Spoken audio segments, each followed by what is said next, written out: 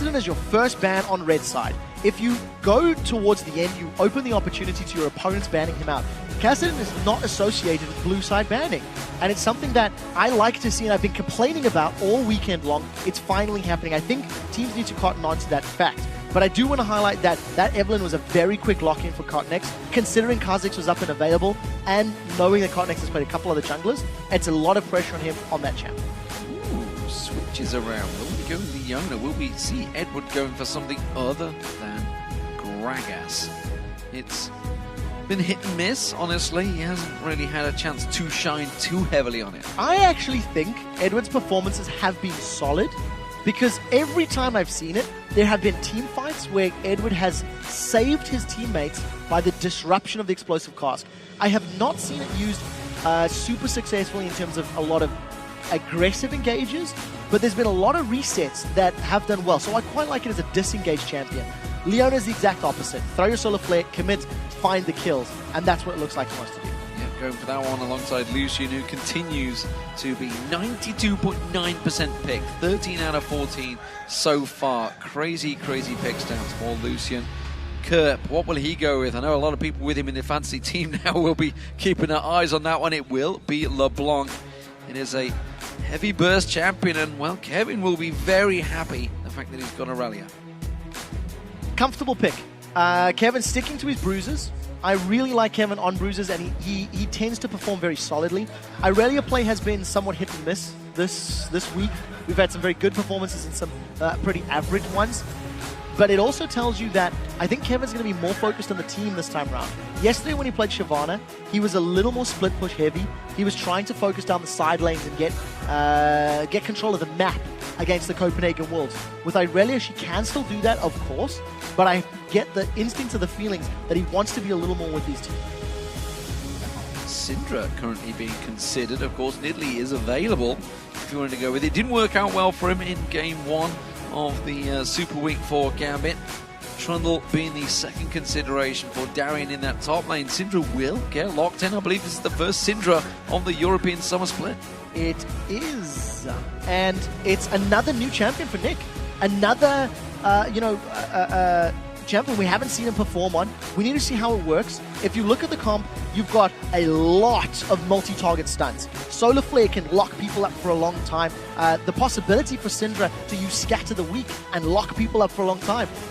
That could be 2-3-man stuns over and over. And if you layer those with a Trundle Pillar, it just makes landing those skill shots even easier. So I quite like the combination. You've got burst damage, you've got disengage, you've got engage. So Gambit are putting together a much more balanced team comp than they did previously. And Jerry toying with his signature Blitzcrank. He's flicking between it often, but I don't think he'll get one. Yeah, big smile on his face. Not going to happen, though. Instead, it will be that Morgana lock-in, one of the most popular supports, I think it's safe to say, throughout the Summer Super Week so far.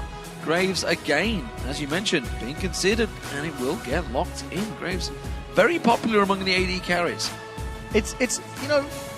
We haven't seen Jinx, so Jinx has moved away. Lucian was taken off the table, and it feels like teams have moved away from Caitlyn. We've not seen a lot of Caitlyn. I believe Genja played one game with her earlier, but in contrast to the spring split, Caitlyn is nowhere near on the roadmap.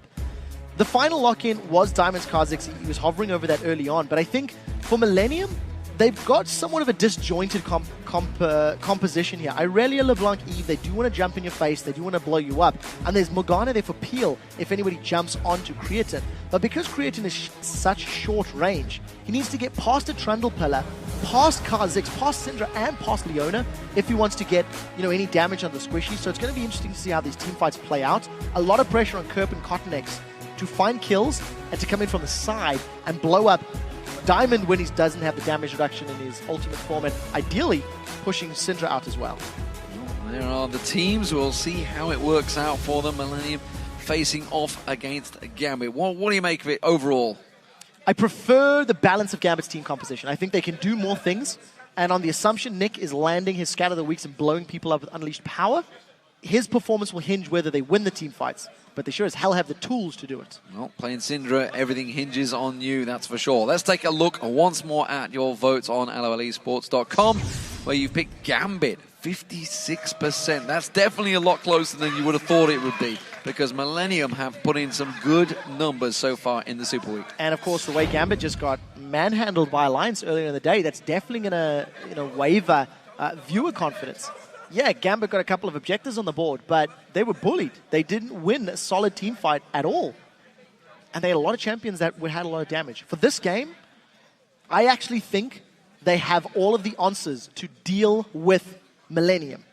But they need to make it work. They need to land those solar flares. They need to land those scatter the weeks. As long as they make it work, I think they can beat Millenium. Well, here we go, ladies and gentlemen. Game 3 of Superweek Day 3 here in the European LCS studios, live in Cologne, Germany. Millenium, can they go 3-1 in Super Week? It would be a dream start for them, I feel, as the blue team up against Gambit, who could, despite their early and somewhat problematic issues, could go 2-2 this week.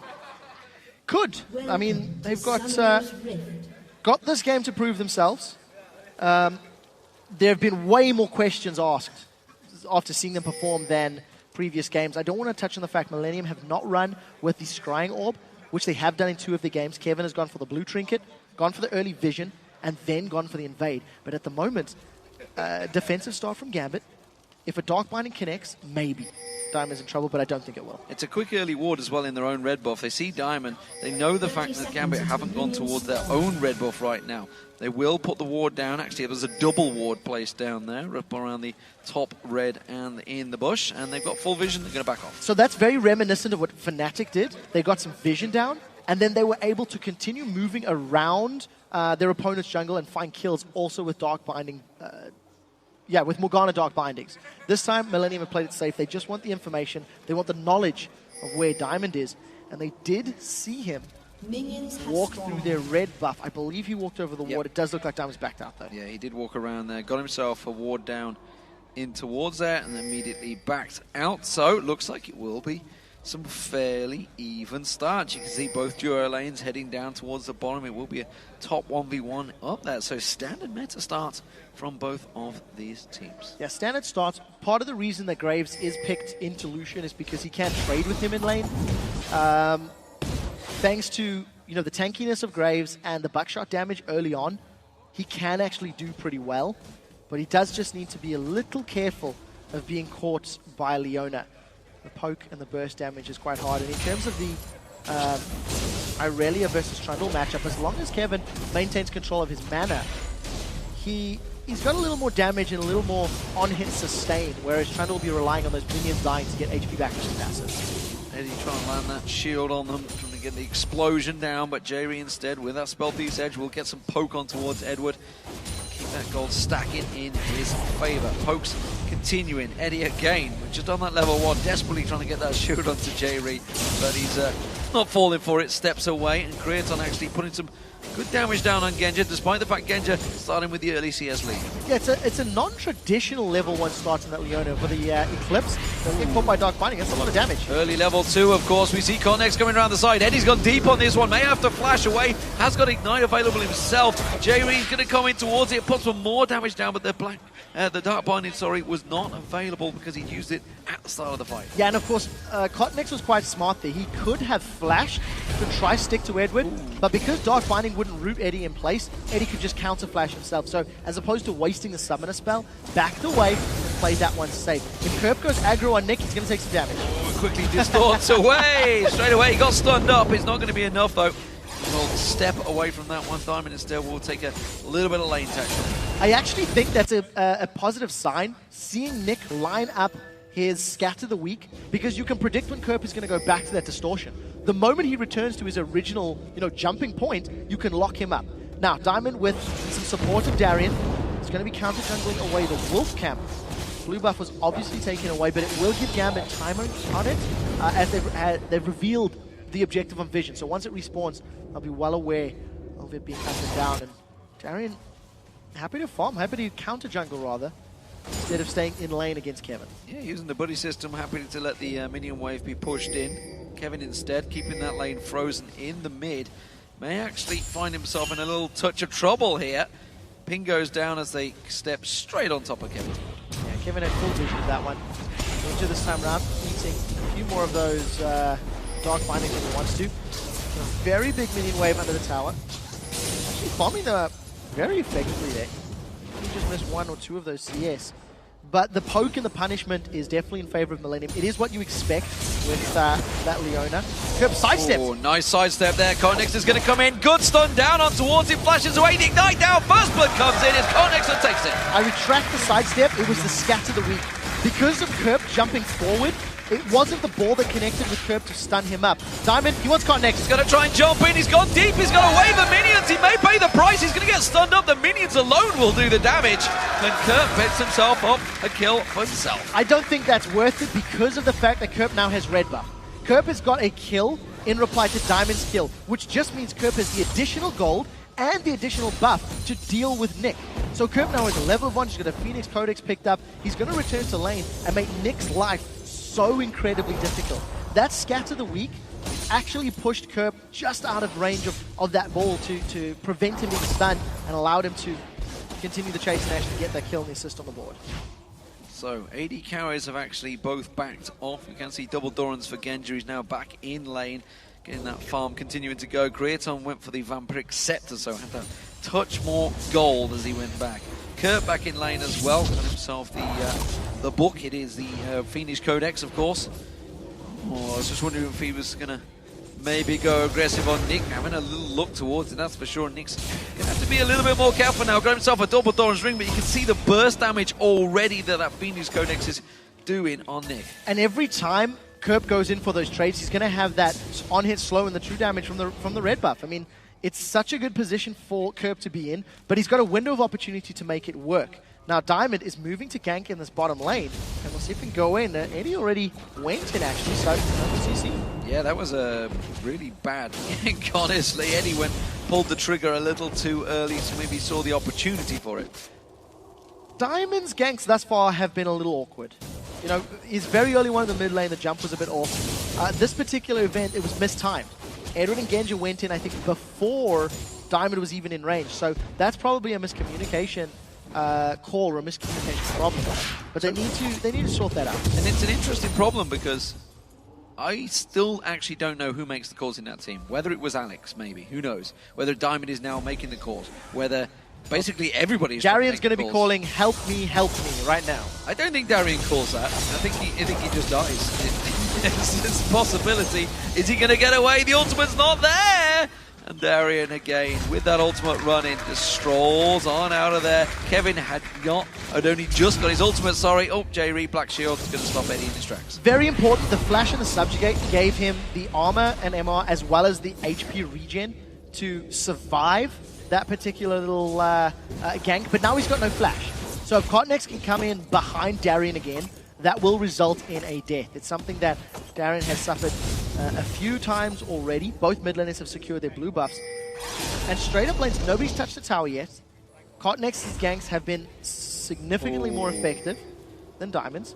And the first roam towards this top lane or the red buff looks to be in play. Yeah, they know that Diamond is around there. He's just taken away those wraiths on a ward. Kevin and Cotnex looking to go towards him. Cotnex comes around the back, Diamond in all sorts of trouble. He's going to have to try and pounce his way out of this one. Is it going to be enough? The slow down, the stun is there. Kevin gets himself an easy kill. Just straight up roaming. I mean, that's purely Kevin and Cotnex being confident. They had some vision in the jungle, of course, so they were moving in, getting some wards down. They're going to steal the red buff away. The timing was so good. Millenium with a strong early start, and again, just showing that they are arguably the most prepared team for the summer split next to Alliance. Yeah, absolutely. Millenium put a lot of work in. Cotnex, of course, joining them at the end of that spring split, kept them in there after an arduous 3-2 promotion series. Creaton continuing that bookshot. Creaton with a new lease of life, I feel, in coming in towards his summer split as well. We heard him yesterday, how confident he seemed to be in his gameplay, how he's played more solo queue than ever before. And I wonder what it is. You know, it's one of those things that sometimes it's just a trigger. You know, sometimes it's just how it works out. But regardless, Creaton is playing very well.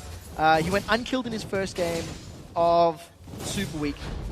Had some very, very good stats during the course of yesterday, holding even in this Lucian versus Leona lane, but now all of a sudden Edward and Genja have the tools to play with. There's a solar flare up for Eddie if he wants to go in.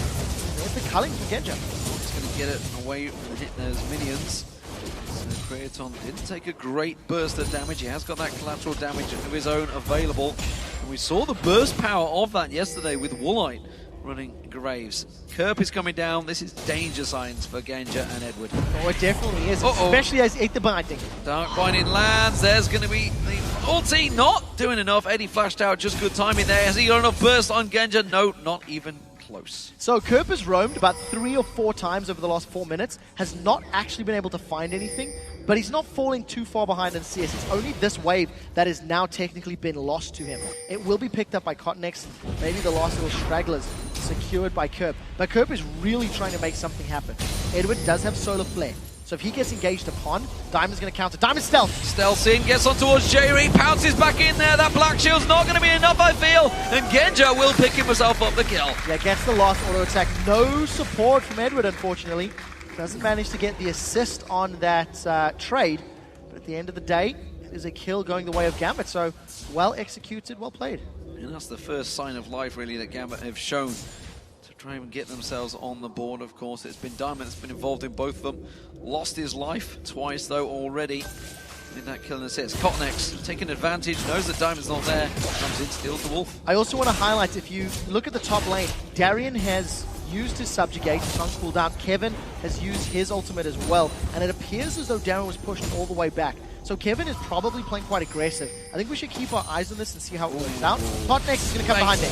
It was bait from Kerp, and Nick's in trouble. Ignite's down on him, he drops. It's Kerp that gets the kill. Back in bait. I mean, that's it. Pull forward. Cotnex with another successful gank, and exactly like we talked about, Kevin is getting in Darian's face every single time. With his Sheen in his phage, he teleported back to lane. The thing is, Kevin's behind on CS. Probably could attribute it to the kill that was picked up onto Diamond when they invaded, and he left his lane for a little while. For the time being, he's going to make up. Again, just a lot of good damage. Nice play. Dashes out of that Dark Binding, and instead puts the culling back down on towards him to try and put some hurt on towards that support. Creaton coming in there, and the aggression from Gambit seemingly fairly strong. They've got to be careful they don't go too far with Cotnex roaming above them. There's no Agony's Embrace, so it's all on J-Reed. If a Dark Binding or Soul Shackles doesn't lock him up, it's not going to work. Soul Shackles will lock him up. Dark Binding will follow. Eddie's going to be the focus. Solar Flare turns back around here. You can see Diamond trying to join in. Darian gets that Pillar of Ice down in place. And Diamond pounces in. J-Reed will be the only one that goes down. He can't quite get Eddie in the process. That shield just enough to save his life. That was actually quite good from Gambit, because not only does it get them a kill, it does open up the Dragon. They should lose their top tower, though. It does look like Kevin's going to shove that one out. Unfortunately for Millenium, they didn't take into account the teleport. And we see just how tanky Edward was. With the Eclipse on, he instantly got... oh, here comes Kerp. This is not a done deal yet. Cotnex comes in, steals it. Diamond in trouble. He goes down. And then Darian's focused. He's trying to get on Cotnex, but he simply can't chase on towards him. Has he got enough? The Pillar of Ice may just have got himself the kill. But I think Kerp's cooldown to back. He's going to get caught out with that stun. The damage is there, and Kerp gets another. It's a 4-0-1 for the mid laner, who's just found a brand new lease of life in the summer split. Cotnex is one of the primary reasons that Millenium are doing so very well. In all of the games that they've played, he's been instrumental in getting kills early, enforcing objectives. He just flash smite stole away a dragon that was looking safe and completely taken by Gambit. Not only that, but they lose the first tower as well. So Millenium are just growing further and further ahead. I would argue that Genja really should have been there to help out there, because he was at the tri-bush. He took down the pink ward and then didn't join them at Dragon. Didn't help them at the Dragon. The Dragon would have been gone down. There wouldn't have been a smite steal. There wouldn't have been any problems there. And it would have been a 3v2. But instead, 2v2 straight up. You've got a fed mid laner coming in. Thank you very much. All the kills are mine. So that's the other thing, is you look at that scenario and you're like, okay, so why did Nick not follow Kerp down? Why wasn't he there? Also, I wasn't expecting Cotnex to flash over the wall with an Evelyn. That's not a super common occurrence. But it's just, Millenium are just playing really confident, They believe in their teammates and their calls. Kerp was like, look, I can join there. Now Darian's in trouble. Seconds out, round 2. Darian goes down once again. This time around, it will be Kevin and Cotton X doing the damage, and Kevin will get himself a second on the board now that the Trinity Force is complete. Now this is something that I like to see from teams. When you first pick a champion and you do well, Kerp's going to jump on Nick here. Oh, he's going to get a poke across the side. The chain lands. Wow. Nick tries to turn it around, but does not land the stun. How can you hit somebody that is more mobile than Neo? Kerp just dashed in there, dodged everything that was thrown down by Nick, and even got out of range of the Scat of the Week. They're going to dive. This is a dead Nick. So, or not. I got too excited. There was good flash.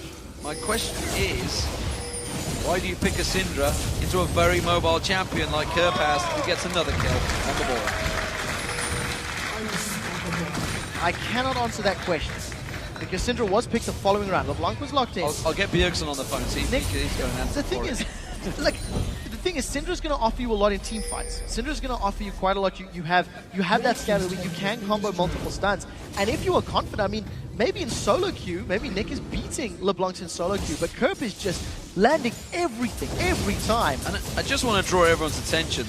That's with a trackball. Oh, it's sickening. Now, they want to tower dive in this bottom here. We do see Diamond. He's got his ultimate up and available. The isolation bonus is a longer range, and turrets count as friendly, so it's going to be a little difficult. Oh, Darian. Diving Darian. Oh, here we go. It's a 3-man this time. Who's going to take the glory? Kerp is once again. Teleport down the bottom. Here comes Kevin. And now J-Reed, Diamond, everybody's running away. Dark Binding does not land. And I think Gambit may disengage just in case. So teleport blown by Kevin. He's not going to have that return back to his lane, but he does have a completed Trinity Force. And with the kill again on Darian, Kerp is actually going to get some pretty good damage in this top lane in a turret. Mid lane turrets under pressure right now. Gambit going to try and get some beating back down on towards that one. They haven't got enough though, as the minion wave is there. Kevin's going to go in, blade surges onto the minion. Does not quite catch Diamond. And he will just sidestep that one. It's going to be another wave of minions picked up by Kevin. And one of the other things that you notice is Kevin is roaming now. Now that he's got the Trinity Force, he's freed himself from dealing with Darian. Diamond's going to find Cotton X. That's a level different. That's good damage. That's good damage. Didn't fancy the fight there. Now he's got J-Reed and Kerp in support. They absolutely do. There's 4 members of Gambit nearby. 4 members of Millenium close. This blue buff is going to be contested, but Diamond's in trouble. Oh, Kerp doesn't quite manage to catch that chain. That was very, very close. Had that connected and actually rooted, it probably would have killed Diamond once his stealth wore out. The Millenium have got a very strong lead, and they've got a very strong roaming pick comp. You know? If you have Evelyn, Irelia, and LeBlanc jumping into targets, it's quite difficult to get away. It's quite difficult to not get blown up. So what Millenium are going to be looking to do is roaming around the jungle, finding solo targets, and then pushing towers. I don't think he's quite got enough to take Darian down. Now, maybe I spoke too soon, who knows. He's going to keep on popping back and forward. Darian actually quite happy to walk away from that one with his life. Yeah, very good mechanical display by Kerp. Using the Mimic and then Mimic Distortion.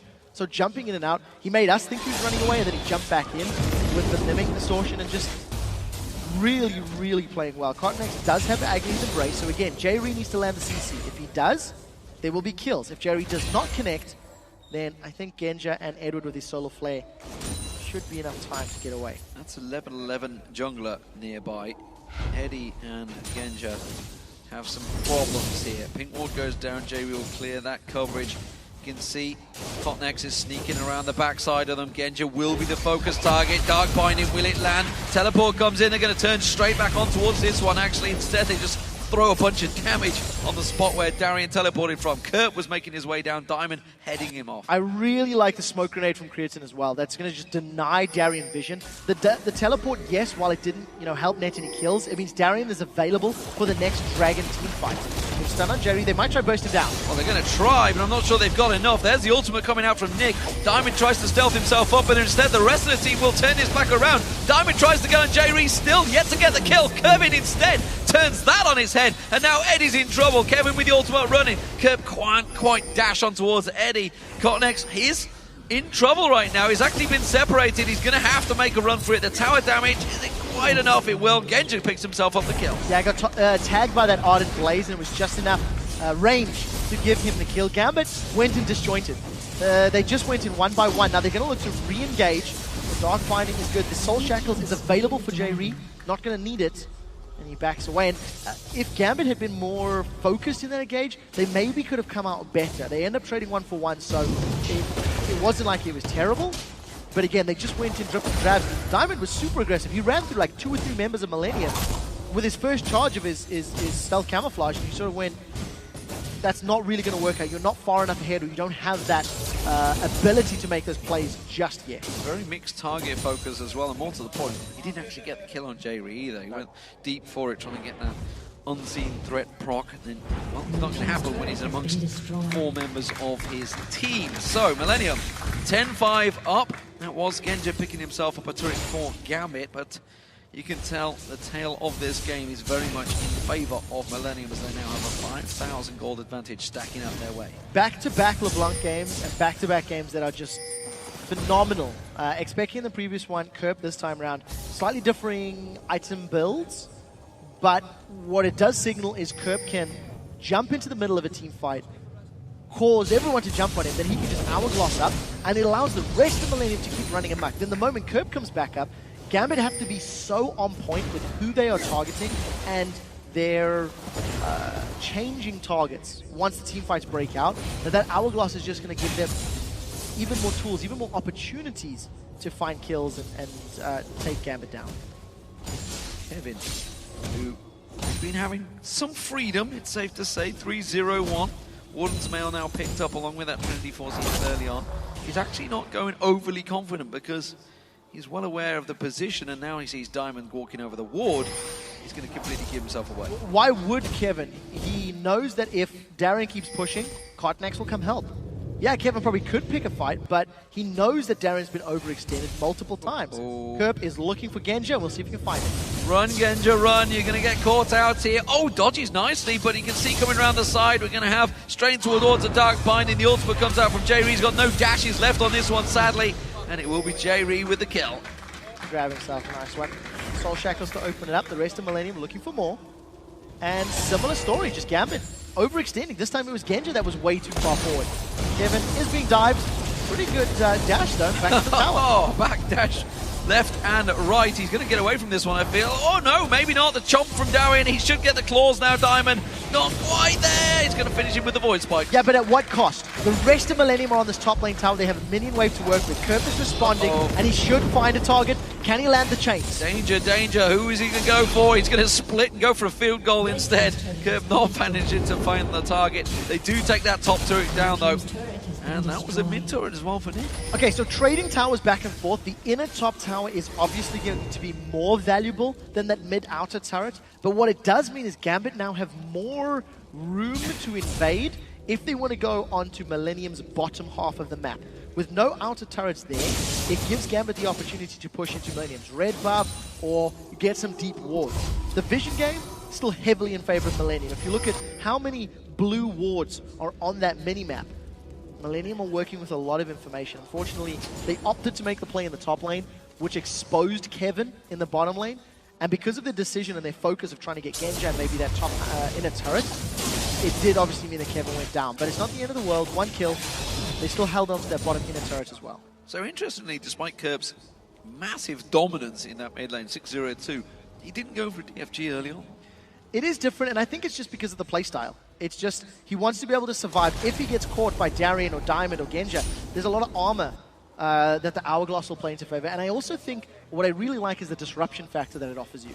If you have Kerp going in maybe a little late or maybe even a little earlier, that item allows Irelia and Evelyn and Morgana to reposition and get themselves even in a better place.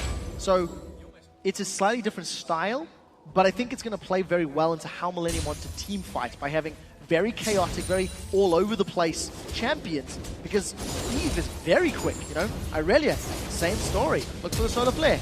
Oh, Solar Flare lands. Connex is there, and they suddenly realize, oh, back out of that one. We're going to see a double teleport coming in. Where are you going to go, Darien? You've just landed in front of 3 members. This is going to be an easy kill picked up. Kevin this time around. Kerp comes around the back. Genja's in trouble. Tries to lock in. There is that Sonya's Hourglass. And that was a triple kill for Kevin. And that is exactly why Kerp went for the Hourglass. Allows him to tower dive. Allows him to go in. mitigate the threat, mitigate the risk of going down. 3 kills for Kevin, 3 kills for Millenium in total, and they're going to grab most likely in its out. There's a minion wave behind them, and there's no ways Gambit can defend this. You can see Diamond waiting off at the side, but I don't think he wants to pounce in on this one. They're going to tank that turret down. Kevin's not really the one that wants to fancy tanking it, but it's another inner turret picked up. Diamond is waiting. So that was brave. I think he wanted to try and defend the blue buff, or at the very least have information on when it went down. There is support from the rest of Gambit, but I think Curb should get away from it. He's going for it. Can he get on towards him? Kraton is there as well, just backs away. Cool as a cucumber there, no problem. Confidence from Creatine. Now, Curb obviously had to flash to get out of range of Diamond, and that was just Millenium, I think, dawdling, the best way to say it.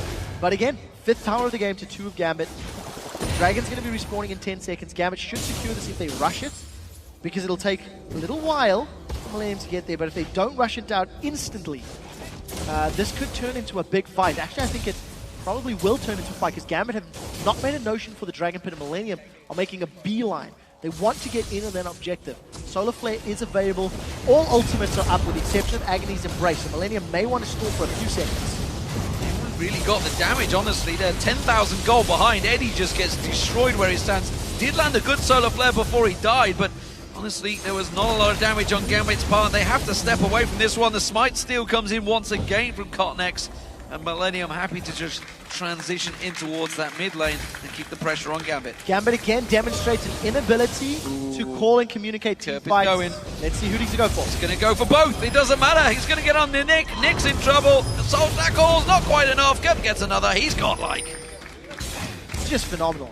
Millennium are just individually outclassing Gambit in every single lane. Every single member of Millennium is doing a better job than that of Gambit, and as a team, their calling is superb. So they're going to be onto this inhibitor turret 20 seconds before Nick is up. They've got a very big minion wave to work with, and this is going to equate to a lot of damage. Oh, Kerp's going for Genja, forces him away. That minion wave was cleared out pretty quickly. Diamond again, waiting off the side. He really wants to try and make a play here, try and catch somebody low hit points. Darian's do what he can to tank them and keep them away there. Diamond's still waiting off the side. He's got to be careful. There's no one low enough. No, he can't get in there. He doesn't have the damage. This is a 2-4-2 Diamond with a Giant's Belt as his only tank stat. You know, he's got a little bit of HP. And when you consider all of the items his opponents are dealing with, 12,000 gold lead, Gambit just need to find... They actually need to surprise Millennium. What Gambit need to do is stun somebody with a Syndra or a Leona, and then let Kha'Zix try to clean it up. But as long as Millennium stay relatively grouped, they've got a very good position. Unfortunately, Gambit have just fallen too far behind. They've let Curb get so unstoppable. Curb is not going to go for it this time, but Kevin will. Distortion was already used. Curb comes across. Solar Flare whiffs. Gets straight out of it. Like Solar Flare whiffs, Culling whiffs. Nick Syndra has not done what he was hoping to do. He has not been able to blow anybody up. We've not seen any of those scatter the weak stuns that I was talking about. And what has also happened is Gambit fell behind individually in the lanes too early on. So even though their team may have the tools to have a better team fight in a straight-up 5v5, Millennium's not giving them that chance. Millennium's finding a kill, finding a pick. Go back to that Dragon fight. Edward was overextended. He was in front of his team. The rest of Gambit were on the Dragon. Edward got soloed out, zoned out, killed. And all of a sudden it's a 5v4, and Millennium can just run you down. This is something Millennium keep doing. They find a way to isolate a target, kill him, and then go for the rest. Compare and contrast Nick Syndra to the last one we saw, of course, before the All-Stars, which was run by Shi Young, was simply immaculate, honestly. Diamond's going to jump away. Eddie's caught out once again. Collateral damage is going to be not poor, but didn't do enough on Eddie. Not this time around, I'm afraid. But no execution element to that, so the lower Edward's HP is doesn't make a difference, I'm afraid. Bloodthirster, as well as that last Whisper, still doing work for Creatine, yet to die. Another very solid performance, and thanks to all the damage they put on Gambit, Gambit are looking to just go for a tower instead of contesting this Baron. They can't really win these team fights, and this is going to get risky. Look at that damage, that's a tank. Well, he's not a tank anymore, he's a squishy target for Curb. Curb goes legendary, 8-0-4, Baron gets picked up, the rest of Gambit, they need to scatter, run like the wind. Instead, Nick's going to get caught out, Scatter the Weak doesn't stop Curb. in his tracks. He gets himself yet another double. 18-6 now for Millenium. And the Baron.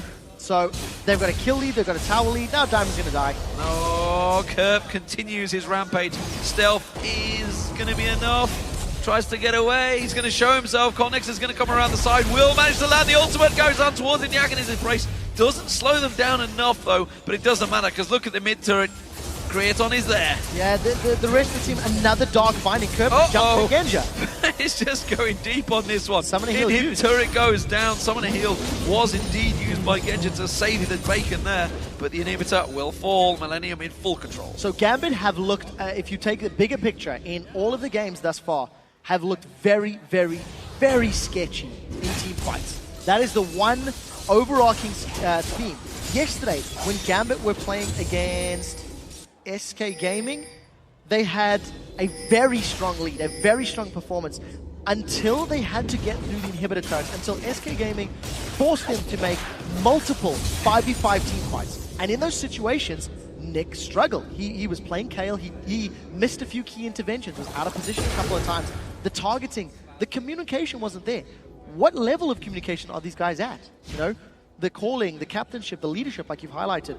Because there's a lot of problems for Gambit to work through.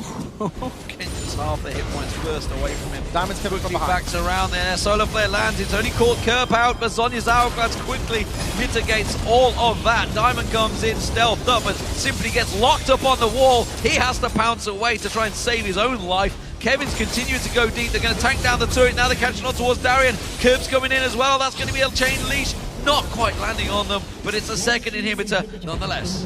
That Baron has been used very, very effectively, and this is one of the... even the trackball, even gods can mess up those jumps. But better for Kerp to mess up the jump over the wall than onto teams. Look at the gold. 1,500, 1,500, 2,000, 2,000 down the board. Every single member of Millenium is 3,000 to 4,000 gold ahead of their opponents. So, just from a statistics standpoint, this game is all but over. There are super minions in 2 lanes. Millenium are going to finish this off, but I think it goes all the way back to laning. Cottonex had successful ganks, he got kills for his team then continued to find kills themselves. And that's what it boils down to. Gambit have just been outclassed. Yeah, Nick just got bullied out. Cottonex, like you said, came around. Well, as soon as that flash was burst, Kerp basically had free roam in the mid lane, absolutely dominated it. That led Cottonex to just basically harass top and bottom and middle. We know Darian, he's going to get caught out now and again. But a 6-1-3 Aurelia, it's a dangerous thing to stop. A 9-0-4 LeBlanc, well, that's just unstoppable. Yeah, and the other problem is, of course, that it wasn't only Darian that was caught overextended. Genja was caught out in the top lane as well. So all props to Millenium for catching them, for taking advantage, being in the right place at the right time. But at the same token, Gambit really can't afford to be pushing past the safety zone. So look at the super minions in the mini-map. I apologize, I made you look at the mini-map and then there was a dead bug. Single combination takes down Diamond. Well, once that starts happening, you know you're in trouble. Of course, they've just been back to spend all of that gold. Darian gets melted down by the rest of Millenium. That inhibitor turret will fall. They're going to run Gambit onto the fountain. Wow. Kerp now with so much damage, he can 3v1 them quite happily, distorting his way through the entire team. Final inhibitor falls, the Nexus turrets will follow, and Millenium in dominant form. They got 0 wins over Gambit in the spring split, but right here they have looked impeccable with a fantastic victory, taking Gambit to 1-3 for the week, and it's a 3-1 Millenium topping the table so far in the European LCS. Deserved, absolutely deserved. During our pregame, I said the one thing that I was still concerned about. Is having my voice there. Getting emotional. Is that Millenium struggled to close games out. You know, we've seen it against the Super Hockey. They really did have a tough time. But today, against Gambit, they had a monumental lead. Got Baron, got Towers, Tower Dog. It was just, they were fantastic. And this is a team that everybody that watches the European LCS needs to keep on their radar, because if this is the level they're playing at,